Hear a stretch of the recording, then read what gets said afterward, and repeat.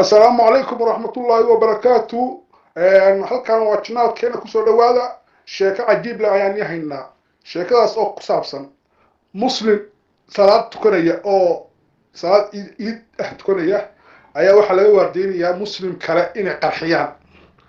muslimka kale oo qarxinaya waxaa ka waardeynaya gaalo.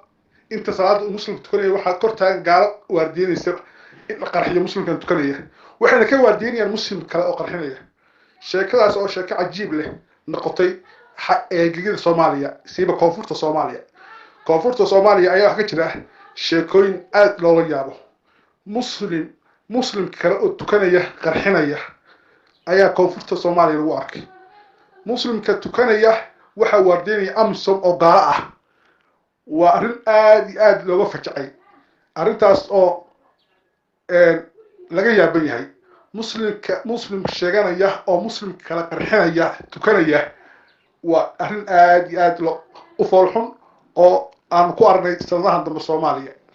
arrintaas cajiibka leh ayaa barteena YouTube-ka kusoo bandhigi doonaa warar ku saabsan arrimaha noocaas ah. muslim laga waardeynayo. fadlan subscribe-ka iyo like-ta iyo share-ta noo saara YouTube-ka cusub. fadlan wararka dambe halka kala socda arrimahaas ku saabsan.